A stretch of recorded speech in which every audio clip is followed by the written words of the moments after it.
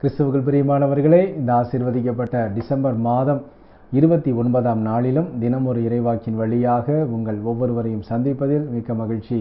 இன்றும் கூட நாம் தியானிக்க இருக்கிற வார்த்தை யாக்கோபு 1ஆம் அதிகாரம் 3ஆம் வசனம். உங்கள் நம்பிக்கை சோதிக்கப்படும் போது மன உறுதி உண்டாகும். ஆமென்.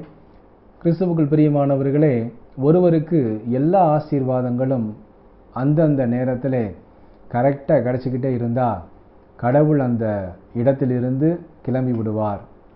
ஏன்னா நம்ம என்ன எதிர்பார்க்குறோமோ அது கிடச்சிக்கிட்டே இருந்துச்சுன்னா கடவுள் என்பவர் ஒருவர் இருக்கிறார் என்பதையே நாம் மறந்து போவோம். ஆமென்.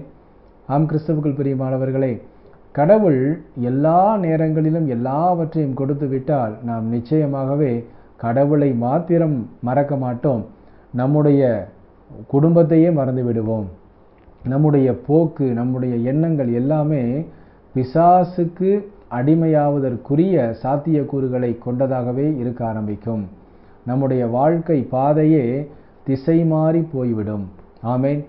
ஆம், கிறிஸ்துவுக்குள் பிரியமானவர்களே, நாம் சோதிக்கப்படும் பொழுது, நமக்கு சில பிரச்சனைகள், சில தடைகள் வரும் பொழுதுதான் கடவுள் என்று ஒருவர் இருக்கிறார், நம்ம இந்த பங்கை சார்ந்தவர், அந்த பங்கில் ஒரு ஆலயம் ஒன்று இருக்கிறது என்பதை அப்பொழுதுதான் நம்ம யோசித்து அந்த ஆலயத்துக்கு போய், கோயிலுக்கு போய் கொஞ்ச நேரம் உட்காந்து ப்ரேயர் பண்ண ஆரம்பிப்போம்.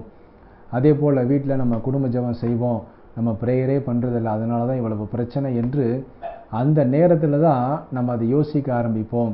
ஆம், கிறிஸ்துவுக்குள் பிரியமானவர்களே, இது போன்ற சூழல்கள், தடைகள், சில சோதனைகள் கடவுளே அனுமதிப்பார்.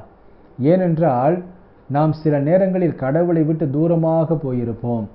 நம்மை அறியாமல், நம்முடைய சுயத்தினாலே, நம்முடைய அசட்டைத்தனத்தினாலே, நம்முடைய சோம்பேறித்தனத்தினாலே கடவுளை விட்டு தூரமாய் போயிருப்போம்.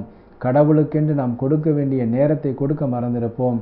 கடவுளுக்கு கொடுக்க வேண்டிய கனத்தை கொடுக்க மறந்திருப்போம். அதுபோன்ற சூழ்நிலைகள் வரும் பொழுது கடவுளே சில பிரச்சனைகளை அனுமதிப்பார். அந்த பிரச்சனைகளின் வழியாக கடவுள் மீது நாம் இது நாள் வரை எந்தெந்த காரியங்களில் தூரமாக இருந்தோமோ அந்த காரியத்தை எல்லாம் அவர் ஒழுங்கு செய்து கடவுளின் மீது மாத்திரமே நம்பிக்கை கொண்ட பிள்ளைகளாக கடவுள் நம்மை மாற்றத் தொடங்குவார். ஆமென். ஆம், கிறிஸ்துவுக்குள் பிரியமானவர்களை, இந்த வார்த்தையின்படியாக உங்களுக்கு இன்று ஏதாவது ஒரு சோதனை இருந்து கொண்டிருந்தால் எதை பற்றியும் நீங்கள் கவலைப்படாதிருங்கள். கடவுள் என்பவர் ஒருவர் இருக்கிறார், அவரே நம் ஆண்டவராகிய இயேசு கிறிஸ்து என்பதில் மாத்திரம் நம்பிக்கை கொள்ளுங்கள். அந்த நம்பிக்கையில் உறுதியாக இருக்கும் பொழுது கடவுள் சீக்கிரமாகவே அந்த சோதனையை உங்களை விட்டு எடுத்து போடுவார். நீங்கள் பட்ட துயரத்திற்கு பதிலாக, பட்ட வேதனைக்கு பதிலாக ரெட்டிப்பான நன்மையை கொடுத்து, சமாதானத்தை கொடுத்து, மகிழ்ச்சியை கொடுத்து உங்களை ஆசீர்வதிப்பார். ஆமென். நாம் ஜெபிப்போமா? அன்புள்ள இயேசு மகாராஜாவே, எங்கள் அன்பு தகப்பனே, இந்த ஆசீர்வதிக்கப்பட்ட புதிய நாளுக்காக உமக்கு கோடான கோடி நன்றி அப்பா.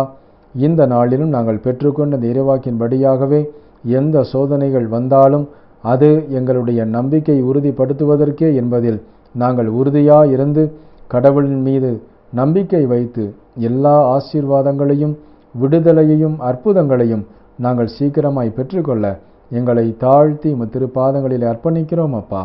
இன்றும் தன்னுடைய பிறந்த நாள் மற்றும் திருமண நாளை கொண்டாடும் பிள்ளைகள் ஒவ்வொருவரையும் தகப்பன் நிறைவாய் ஆசீர்வதித்து எல்லா நன்மைகளாலும் நிரப்பிட அர்ப்பணித்து ஜெபிக்கிறோம்.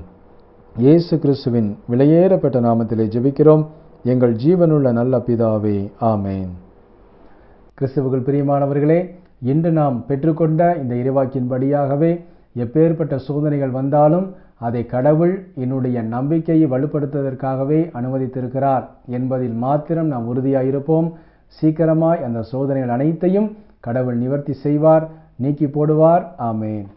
தேங்க்யூ.